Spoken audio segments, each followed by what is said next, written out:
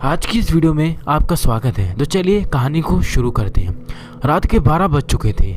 तनवीर तन्नू इलाहाबाद से कानपुर पहुंचा। रोडवेज की बस से उसके बस से उतरते ही एक अधेड़ उम्र का आदमी उसकी ओर हाथ बढ़ाकर बैग को थामते ही बोला, कहाँ चलेंगे बाबूजी? मैं रिक्शे वाला। दूसरे हाथ से रिक्शे की ओर इशारा करते हुए उसकी आवाज़ से ऐसा प्रतीत हो रहा था मानो दिसंबर की ठंड और भूख ने उसके गले को बैठा दिया। तभी तो वो भागता हुआ पहुंचा था अपनी सवारी के पास। तन्नू ने उसकी ओर देखते हुए कहा, बड़ी हवेली चमनगंज जाना है, कितने लोगे? 1997 की उस कड़ाके की ठंड में केवल 4 रिक्शे वाले और 2 तांगे वाले ही दिख रहे थे। हर जगह कोहरा ने अपनी चादर चढ़ा रखी थी। रिक्शे वाले ने कहा, 10 रुपये दे दीजिएगा, ठंड भी तो है सरकार। तन्नू ने रिक्शे की तरफ चलते हुए कहा, ठीक है चलो। रिक्शे पर सवार होते ही तन्नू ने अपने जैकेट से सिगरेट का पैकेट निकाला। एक सिगरेट उसमें से निकाला और पैकेट वापस जेब में रख दिया। उसी जेब से लाइटर निकाला और सिगरेट जलाई। एक लंबा कश लगाकर अंदर खींचा और राहत की सांसों के साथ सिगरेट का धुआं बाहर छोड़ा। उसका चेहरा तनाव रहित लग रहा था। उसने रिक्शे वाले से पूछा, रात भर रिक्शा चलाते हो क्या? परिवार नहीं है शहर में? रिक्शे वाले ने जवाब दिया, नहीं बाबूजी, 2 बजे तक चलाएंगे, फिर कमरे पर जाकर आराम करेंगे। सुबह 9 बजे माइल में काम करते हैं, यहीं पास के गांव से हैं, इसलिए परिवार नहीं रखा शहर में। अरे वाह, तुम तो काफ़ी मेहनती मालूम पड़ते हो। कितने पढ़े लिखे हो? तन्नू ने उसकी ओर देखते हुए पूछा। मैट्रिक पास हैं बाबूजी, रिक्शे वाले ने जवाब दिया। सिगरेट का आखिरी कश खत्म होते ही चम्मचगंज पहुंच गया था तन्नू। रिक्शे वाले ने हवेली के पास रिक्शा रोकते ही कहा, लीजिए पहुंच गए बाबूजी हवेली। तन्नू ने अपनी जेब से बटुआ निकाला, उसमें से 10 रुपये का नोट रिक्शे वाले को दिया। फिर बटुआ जेब से रखते ही बैग को कंधे पर टांगा और हवेली की तरफ बढ़ने लगा। हवेली के गेट पर चौकीदार बैठा था। उसे तन्नू के आने की खबर शायद पहले से ही थी, इसलिए तो उसने नाम सुनते ही गेट खोल दिया। तन्नू हवेली के मुख्य दरवाजे की ओर बढ़ा। चौकीदार ने उसके हाथ से बैग लेकर अपने कांधे पर टांग लिया और दूसरे हाथ में लालटेन थाम रखी थी। दरवाजे पर पहुंचा, उसने कुंडी खटखटाई। कुछ देर में दरवाजे को एक 18 साल की सुंदर लड़की ने खोला। उसने तन्नू की ओर देखते ही एक नादान सी मुस्कान अपने चेहरे पर झलकाई। तन्नू भी उसकी ओर देखकर मुस्कुराते हुए बोला, तुम शहनाज हो ना, डॉक्टर अंकल की बेटी? कितनी बड़ी हो गई हो तुम। शहनाज ने उसे उसकी अम्मी के कमरे में चलने का इशारा करते हुए कहा, आप भी तो कितने खूबसूरत हो गए हैं। उसने जारी रखा, अब आंटी को देखने वाला कोई नहीं था, इसलिए मुझे पापा ने रुकने को कहा, लेकिन अब आप आ गए हैं तो एक से भले 2। उसने तन्नू की अम्मी के कमरे का दरवाज़ा खोला। उसकी अम्मी रज़ाई के अंदर लिपटी हुई थी। उन्हें अल्जाइमर नाम का एक दिमागी रोग हुआ था। उनकी हालत ज़्यादा नाजुक थी, इसलिए तन्नू को तुरंत बुलवाया गया था। तन्नू नवाबों के परिवार से ताल्लुक़ रखता था और पढ़ाई करने के लिए इलाहाबाद यूनिवर्सिटी में दाखिला दिलवाया गया था। उसके वालिद ने गुजरने से पहले सब कुछ उसके नाम पहले ही कर दिया था, क्योंकि वो अपनी बेगम की तबीयत के बारे में जानते थे। यूँ तो तनवीर की अम्मी लखनऊ की हवेली में रहा करती थी, लेकिन अपने शौहर के गुजरने के बाद कानपुर की बड़ी हवेली में रहने लगी थी। तन्नू ने शहनाज से अपनी अम्मी की सारी जानकारी ली। क्योंकि वो सो रही थी, इसलिए उसने जगाना सही नहीं समझा। शहनाज ने तन्नू को उसके कमरे की ओर ले जाते हुए कहा, तुम इस हवेली में पहली बार आए हो ना, इसलिए तुम्हें बता रही हूँ। नीचे बेसमेंट में कभी मत जाना। सब कहते हैं उसमें एक रूह रहती है। तुम्हारी अम्मी को भी यहाँ नहीं आना चाहिए था। यहाँ आते ही उनकी तबीयत ज़्यादा ख़राब हो गई है। तन्नू ने मुस्कुराते हुए पूछा, तुम भी ना बच्चों जैसी बात करती हो शहनाज। आज के ज़माने में कोई मानेगा इन सब बातों को? अच्छा ये बताओ, तुम्हें कितनी बार पकड़ा है उस रूह ने? शहनाज ने इतराते हुए कहा, मजाल है मेरे सामने कोई रूह आ जाए। मेरे गले में पीर बाबा का ताबीज़ है, तुम्हारे लिए भी ला दूंगी। उसने एक कमरे के दरवाजे के सामने रुकते ही कहा, लीजिए हुजूर, आपका कमरा आ गया। तन्नू ने दरवाज़ा खोला और अंदर बिस्तर की ओर बढ़ा। वो काफ़ी थक चुका था। उसने तुरंत ही खुद को बिस्तर पे फेंक दिया। शहनाज ने उसकी ये हरकत देखी और लालटेन को टेबल पर रख दिया। बिस्तर के पास ही थी। फिर तन्नू की ओर देखते हुए कहा, अच्छा अब मैं चलती हूँ, तुम भी आराम से सो जाओ, सुबह बातें होंगी। तन्नू ने उसकी ओर देखते हुए कहा, गुड नाइट। शहनाज ने भी इसका जवाब गुड नाइट बोल के दे दिया। तन्नू को रात में प्यास लगी, उसकी नींद खुल गई। उसने घड़ी में देखा तो सुबह के 3 बजे हुए थे। वो बिस्तर से उठकर रसोई की तरफ बढ़ा। इतने में एक आवाज़ ने उसका ध्यान अपनी ओर आकर्षित किया। वो आवाज़ शायद बेसमेंट से ही आ रही थी। आवाज़ धीरे धीरे तेज़ होने लगी। ऐसा लग रहा था जैसे कोई अपने हाथों से दरवाजे को ज़ोर ज़ोर से पीट रहा हो। तनवीर के कदम रुके नहीं। वह सीधा बेसमेंट की ओर लपका और दरवाजे के सामने खड़े होकर आश्चर्य के स्वर से पूछा, कौन है अंदर?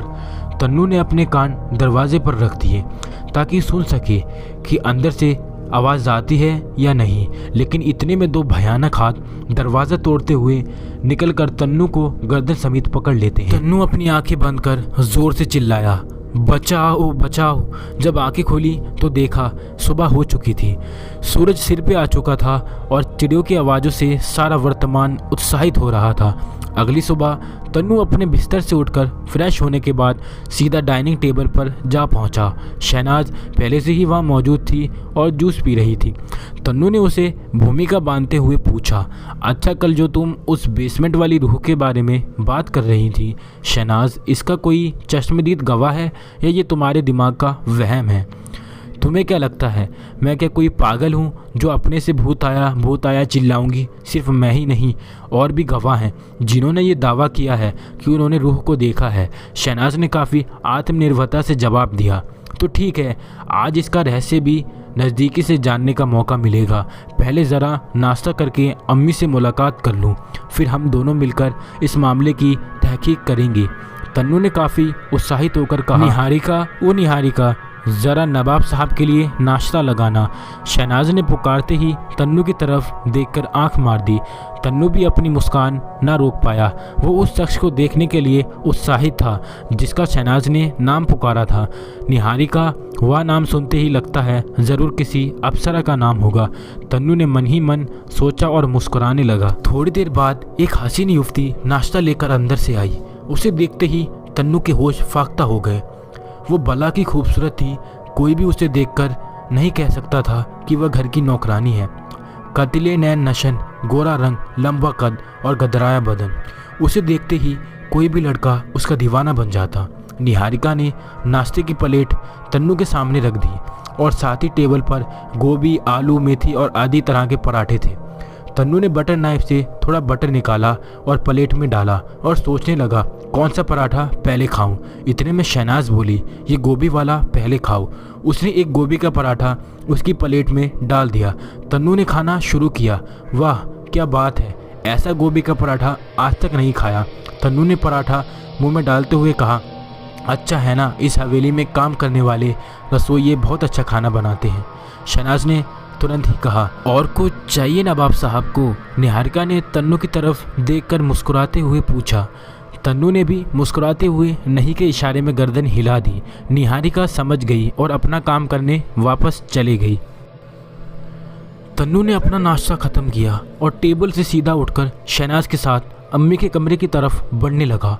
कमरे में पहुंचते ही देखा अम्मी एकटक छत को देख रही थी।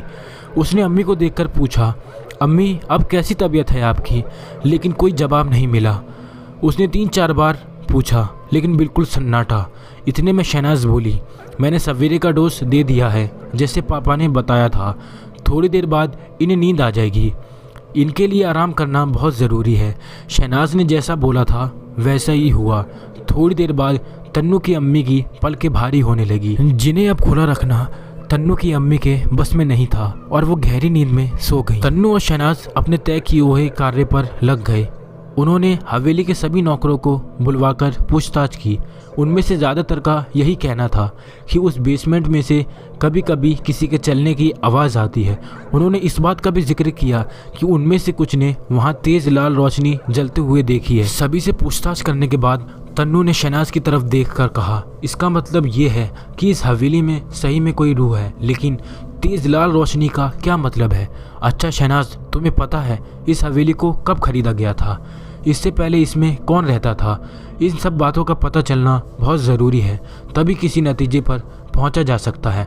शहनाज ने कुर्सी से उठकर तन्नू के इर्द गिर्द चलते हुए अपने दोनों हाथों की उंगलियों को आपस में जोड़ते हुए कहा, जहाँ तक मेरी जानकारी है तुम्हारे अब्बू ने इस हवेली को गुजरने से 5 साल पहले ही खरीद लिया था। उन्होंने इस हवेली को अपने पुरातत्व विभाग के दोस्तों और शहर कर्मचारी डॉक्टर जाकिर से खरीदा था। उन्हें लंदन की यूनिवर्सिटी से बुलावा आ गया था और उन्होंने जाने से पहले ये हवेली तुम्हारे अब्बू को बेच दी। शहनाज ने बोलना जारी रखा, तुम्हारे अब्बू के गुजरने के बाद घर का खर्च और हवेली के रख रखाव में दिक्कत आने लगी थी, इसलिए मुनीब जी और बाकी के जिम्मेदार सदस्यों ने ही लखनऊ की हवेली बेचने का फैसला किया था। फिर भी खर्च चल ही रहा था, कई जगह खेती से अच्छी खासी आमदनी हो जाती। तुम्हारे अब्बू और डॉक्टर जाकिर इस हवेली में अपने प्रयोग की कुछ वस्तु भी रखते थे, मैंने ऐसा सुना है। तन्नू काफ़ी गंभीरता से इस बड़ी हवेली के ख्यालों में खो गया। तन्नू अपने ख्यालों में ये सोचता रहा कि आखिर इस तहखाने में ऐसा क्या होगा जिससे सभी हवेली के नौकर डरे हुए हैं। क्यों न तहखाने को एक बार खोल कर देखा जाए, मैं कल ही उस तहखाने को खोलता हूँ। तन्नू ने मन ही मन सोचा। शाम हो चली थी। तन्नू ने अपनी अम्मी को दवाई खिलाई और हॉल में चिमनी के पास आकर बैठ गया। निहारिका तुरंत उसे चाय की प्याली देती है। तन्नू निहारिका की तरफ बड़े प्यार से देखता है और पूछता है, घर में कौन कौन है? निहारिका ने जवाब दिया, कोई नहीं नवाब साहब। तन्नू चाय की चुस्की तो ले ही रहा था, साथ ही निहारिका की कमर को देख रहा था। उस गदराए हुस्न की मलिका की कमर बिल्कुल चिकनी नजर आ रही थी। वो उसे हसरत भरी निगाहों से देख रहा था और उसके मन में उसे छू लेने का विचार आ रहा था। इतने में कमरे में शहनाज आ जाती है और तन्नू की तरफ देखकर कहती है, क्या हुआ नवाब साहब, क्या खिचड़ी पक रही है दिमाग में? तन्नू मुस्कुराते हुए उसकी ओर देखता और कहा, कुछ नहीं, बस यूं ही चाय की चुस्की ले रहा हूँ, तुम्हें भी पीनी हो तो बताओ। शहनाज ने तन्नू की ओर देखते हुए कहा, रहने दीजिए, मैं खुद ही बना लूँगी। इतने में तन्नू ने उससे पूछा, अच्छा शहनाज, क्या कल तुम मेरे साथ तहखाने में चलोगी? शहनाज ने बोला, ना बाबा ना, मुझे पागल कुत्ते ने काटा है क्या? तन्नू ने निडरता दिखाते हुए कहा, तुम भी क्या बच्चों जैसी बात करती हो, आज के ज़माने में भूत प्रेत जैसी बात करती हो। निहारिका ने कहा, मैं आपके साथ चलने को तैयार हूँ। बहुत अच्छा, हम तीनों कल ही तहखाने में चलेंगे इस बात का पता लगाने कि आखिर उस तहखाने में ऐसी क्या चीज़ छुपी है जिससे घर के बाकी नौकर इतना डरे हुए हैं। तन्नू ने उन दोनों नौजवान लड़कियों से कहा जिनके चेहरे पर गंभीरता के साथ डर साफ झलक रहा था। रात काफ़ी हो चली थी। खाने के टेबल पर एक दूसरे को गुड नाइट कहने के बाद शहनाज और तन्नू अपने अपने कमरे में सोने चले गए। तन्नू ने अपने कपड़े बदले और नाइट सूट में बिस्तर पर सोने चला गया। कुछ देर के बाद तन्नू की नींद खुली। उसने अपनी घड़ी में देखा तो 3 बजे हुए थे। उसे ज़ोर से प्यास लगी थी, लेकिन बगल में रखे जग में पानी ख़त्म हो गया था। उसने अपने मन में सोचा, बड़ी अजीब बात है, अभी तो पानी भर के रखा था, सोने से पहले एक बार भी नहीं पिया, तो फिर ये कैसे ख़त्म हो गया? तन्नू ने इतना सोचा ही था कि उठकर किचन की ओर बढ़ने लगा कि अचानक उसे किसी के कदमों की आवाज़ सुनाई पड़ने लगी। उसने पहले तो इस बात को नज़रअंदाज किया, लेकिन फिर जब आवाज़ काफ़ी ज़ोर से आने लगी तो उसने इस आवाज़ का पीछा किया। वो कदम की आहट उसे तहखाने के पास ले गई। कदमों की आहट इतनी साफ सुनाई पड़ रही थी कि कोई भी दूर से सुन ले, और दरवाजे के नीचे दरार से लाल रोशनी चमकती हुई दिखाई पड़ रही थी।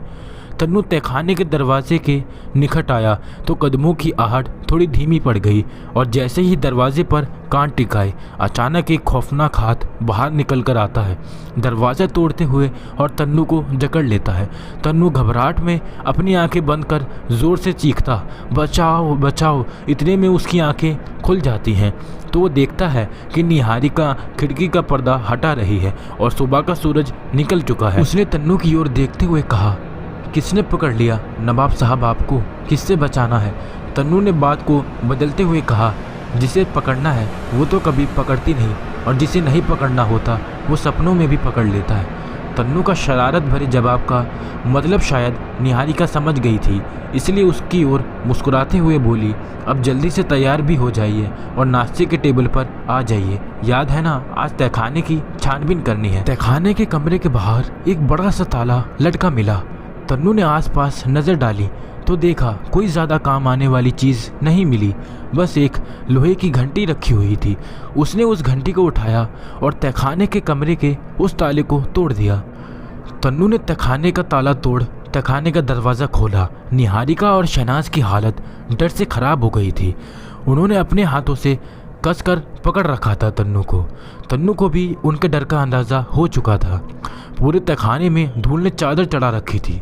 ऐसा लग रहा था मानो किसी ने सदियों से हाथ न लगाया हो। चारों ओर दीवार पर मकड़े के जाल साफ नजर आ रहे थे। तन्नू ने तहखाने में सामने रखी मेज पर देखा तो कुछ पुराने दस्तावेज रखे हुए थे, कुछ नक्शे थे और एक पेपर वेट भी था। निहारिका और शहनाज सामने रखी अलमारी खोलकर छानबीन कर रहे थे। उस तहखाने में कुल 5 अलमारियां थीं। तन्नू ने दस्तावेज की छानबीन से पता लगाया कि उसके अब्बू शायद हिमालय की किसी गुफा के ऊपर काम कर रहे थे। कुछ दस्तावेजों से पता चला उस गुफा में उन्हें एक अमूल्य वस्तु प्राप्त हुई थी। उसका उन दस्तावेजों में जिक्र तो था, लेकिन कहीं ये नहीं लिखा था वो क्या थी। तन्नू ने उन दस्तावेजों को अपने ओवरकोट की जेब में रख लिया और सामने की अलमारी की ओर बढ़ गया। सभी अलमारियों को देखने के बाद उसने सभी दस्तावेजों को एक जगह इकट्ठा किया। वहीं थोड़ी दूर में एक बड़ा सा संदूक रखा हुआ था। उन तीनों ने उस पुराने संदूक को खोला। उसमें एक कंकाल रखा हुआ था। ऐसा लग रहा था काफ़ी पुराना है, लेकिन उस संदूक के कंकाल का सिर गायब था। आखिर इसका सिर कौन ले गया होगा और ये कंकाल यहाँ क्या कर रहा है? शहनाज ने उचित स्वरों में पूछा। तन्नू ने उसका उत्तर दिया, मुझे लगता है अब्बू और उनके दोस्त किसी प्रोजेक्ट पर हिमालय के पहाड़ों की गुफाओं पर गए थे। वहाँ उन्हें शायद ये कंकाल मिला होगा। ये कोई मामूली कंकाल तो नहीं है और इसे देखकर लगता है कि काफ़ी समय से बर्फ़ में जमा हुआ होगा, तभी इसके कोट में पानी से गलने के निशान हैं। लेकिन नवाब साहब, इसका सिर गायब होने की क्या वजह हो सकती है? निहारिका ने तन्नू की ओर देखते हुए पूछा। मुझे लगता है कि ये एक अंग्रेज़ का कंकाल है, क्योंकि इसके कपड़े से तो यही पता चलता है। लेकिन ये बात तो मेरी भी समझ में नहीं आई कि इसका सिर कौन ले गया होगा और क्यों। तन्नू ने कंकाल को ध्यान से देखा। उसके कोट का आधा हिस्सा फटा हुआ था। उसकी पतलून भी कई जगह से फट सी गई थी। उसके पाँव में लॉन्ग बूट थे, जो ज़्यादातर पहाड़ों पर चढ़ने वाले लोग ही पहनते हैं। तन्नू ने उन बूट को देखकर थोड़ी देर के लिए सोच में पड़ गया। फिर उन तीनों ने वहाँ से ज़रूरी कागजात बटोरे और तहखाने को बंद कर दिया। शहनाज एक नया ताला लेकर आई और उसने तन्नू को दे दिया। तन्नू ने उस तहखाने के दरवाजे का कुंडा बंद कर उस पर ताला लगा दिया। तीनों तहखाने से मिले कागजात को लेकर हॉल में आए। उन्होंने उन सभी दस्तावेजों को हॉल की एक बड़ी सी टेबल पर रखा। फिर तन्नू और शहनाज मिलकर उन दस्तावेजों की जांच पड़ताल करने लगे। निहारिका तन्नू की अम्मी के कमरे में उनका हाल पता करने चली गई। तन्नू और शहनाज ने दस्तावेजों से पता किया कि वो कंकाल काफ़ी कीमती था, जिसे तन्नू के अब्बू अपने इंतकाल से पहले ही इस तहखाने में लेकर आए थे। उस कंकाल का सिर काफ़ी कीमती और चमत्कारी था। तन्नू ने शहनाज की तरफ देखते हुए कहा, शायद उस कंकाल के सिर गायब हो जाने की यही वजह थी कि वह चमत्कारी था। लेकिन ऐसा कौन सा अंग्रेज़ी चमत्कारी कंकाल मिल गया था? इतने में शहनाज ने कहा, मुझे लगता है कि उस कंकाल का सिर इस हवेली में आने के बाद गायब हुआ था। यह बात तो तुमने बिल्कुल सही कही, लेकिन सिर गायब किसने किया होगा, ये अपने आप में एक पहेली है। तन्नू ने शहनाज से उचित भाव में कहा। शाम हो चली थी। सब कुछ देखते हुए तन्नू ने शहनाज से कहा, अच्छा अब चलकर नहा धोकर फ्रेश हो लिया जाए।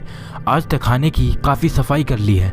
शहनाज ने भी उसकी बात मानकर अपने कमरे की ओर फ्रेश होने चली गई। दोनों फ्रेश होने के बाद डाइनिंग टेबल पर आकर बैठ गए। निहारिका उन दोनों के लिए कॉफ़ी ले आई। कॉफ़ी पीते पीते शहनाज ने तन्नू से पूछा, क्या तुम्हें लगता है कि इस हवेली में इसी सरकटे अंग्रेज़ी हुकूमत के सिपाही का भूत घूमता है? तन्नू ने उसकी ओर देखते हुए कहा, तुम भी अजीब अजीब बातें करती हो।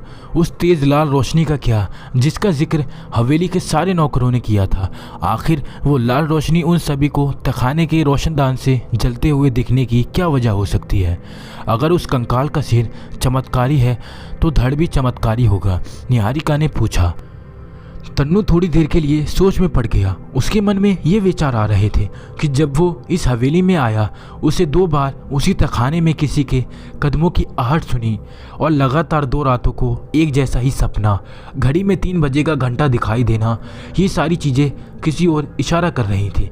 लेकिन तन्नू ने बात बदलते हुए शहनाज से पूछा, अगर तुम्हें उस कंकाल का सिर मिल जाए तो तुम क्या करोगी? अगर वो सचमुच चमत्कारी हुआ तो उससे बहुत सारी दौलत मांग लूंगी और इस दुनिया पर शहजादी बनकर राज करूंगी। शहनाज ने पलक झपकते ही जवाब दिया। दोनों मिलकर हंसने लगे। रात काफ़ी हो चली थी। निहारिका ने दोनों का खाना डाइनिंग टेबल पर लगा दिया और खुद तन्नू की अम्मी के लिए सूप लेकर उनके कमरे की ओर चली गई। शहनाज और तन्नू खाना खाने लगे। डाइनिंग टेबल पर खाना खत्म होने के बाद तन्नू ने शहनाज को गुड नाइट बोला और निहारिका से अपने कमरे में पानी रखने का हुक्म दिया। निहारिका ने मुस्कुराते हुए गर्दन हिला दी। तन्नू ने अपने कमरे में जाकर नाइट सूट पहना और अपने बिस्तर पर लेट गया। कुछ देर के बाद निहारिका जग में पानी लेकर आई। तन्नू ने उसे अपने पास थोड़ी देर बैठने को कहा। निहारिका पहले तो थोड़ा घबराई, लेकिन फिर पास ही कुर्सी पर बैठ गई।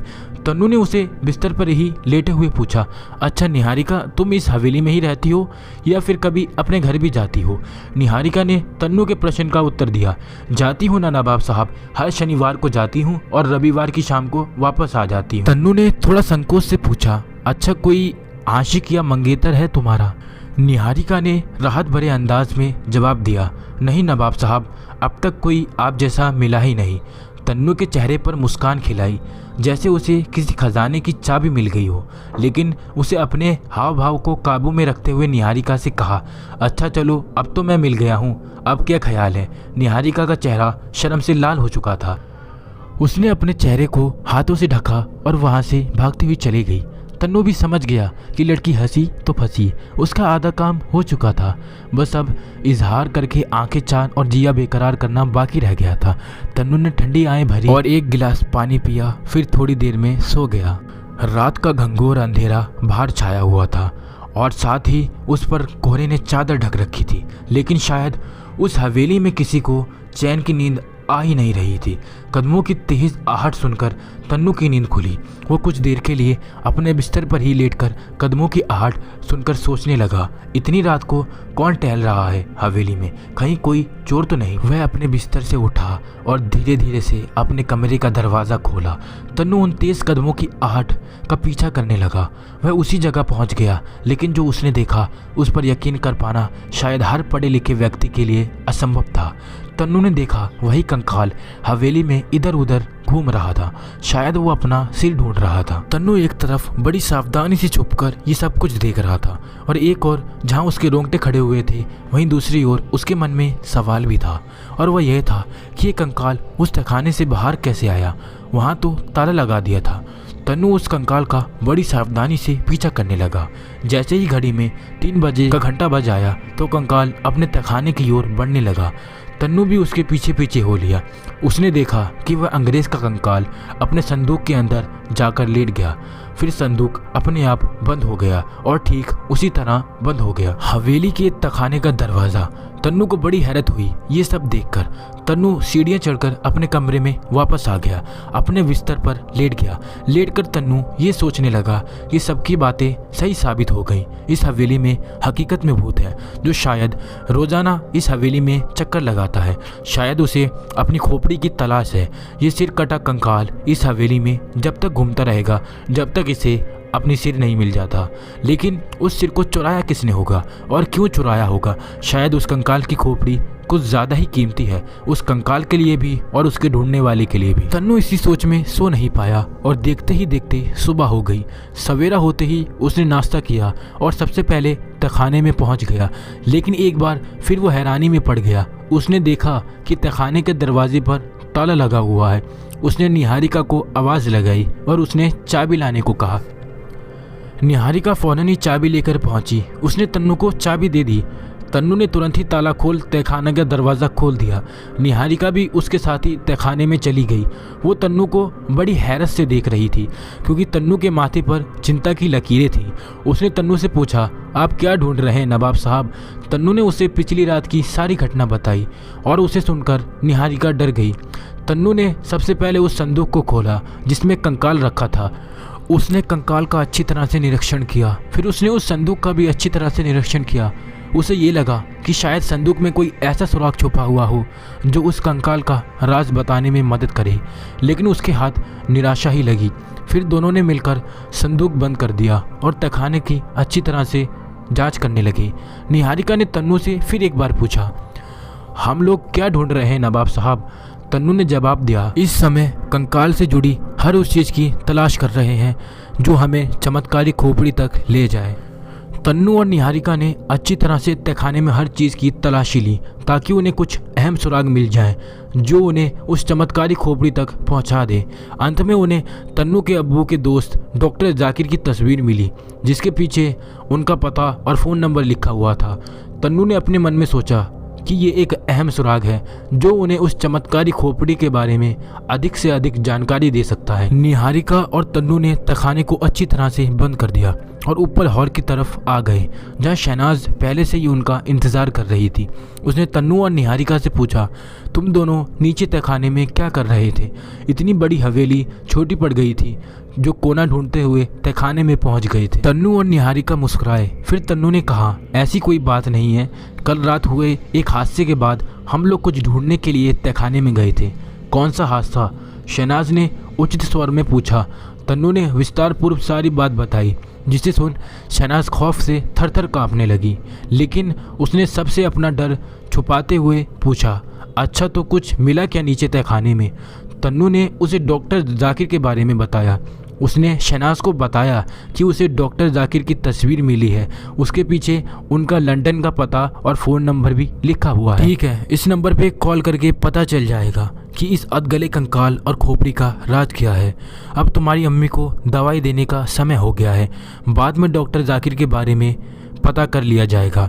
चलो ज़रा दवाई पिलाने में मदद करो, शहनाज ने तन्नू और निहारिका से कहा। फिर तीनों तन्नू की अम्मी के कमरे में दवाई पिलाने चले गए। तन्नू की अम्मी को दवा देने के बाद निहारिका बावर्ची खाने में नौकरों के ऊपर नज़र रखने चली गई।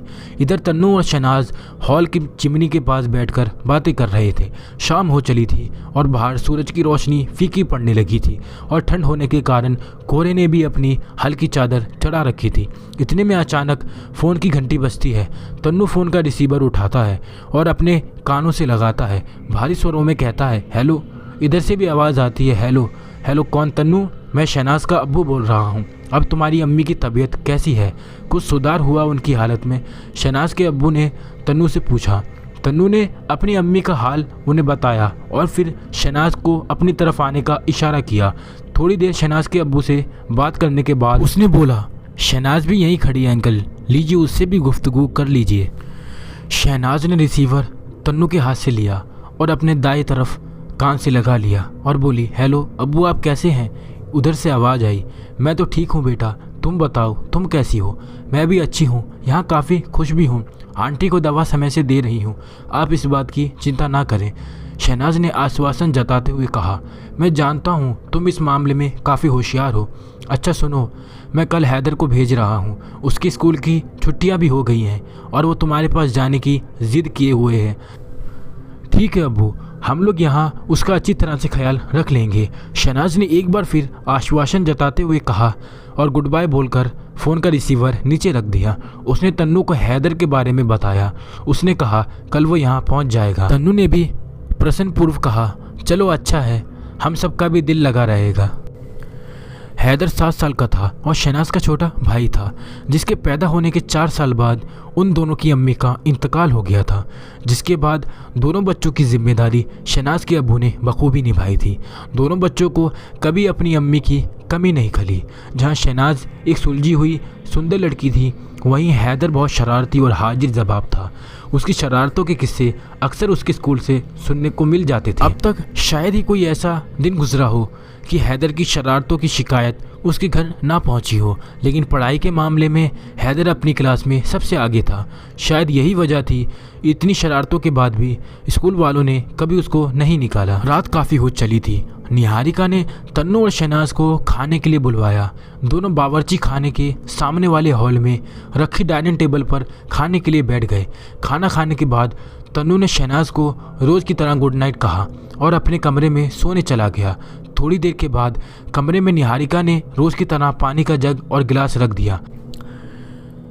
तन्नू ने निहारिका को आते और पानी रखकर जाते तक नहीं देखा, क्योंकि वो उस खोपड़ी और अधगले कंकाल के बारे में सोच रहा था।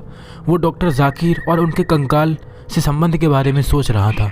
वो सोच रहा था कि आखिर ऐसा क्या हुआ होगा जो डॉक्टर जाकिर अचानक ही लंदन निकल गए।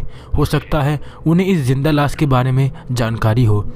तभी उन्होंने अचानक ही लंदन की यूनिवर्सिटी में पढ़ाने का आवेदन दिया और उनका आवेदन स्वीकार कर लिया गया। तन्नू के सोचते ही सोचते काफ़ी रात बीत गई। तभी अचानक बड़ी ज़ोर की आवाज़ सुनाई पड़ी, धड़ाक, जैसे कहीं किसी ने दरवाजे पर बहुत ज़ोर से लात मार दी और दरवाज़ा खुल गया हो। दोस्तों, इस वीडियो का पार्ट 2 मैं आप सब लोगों के लिए जल्दी लाऊंगा। तब तक के लिए आपसे अलविदा चाहता हूँ।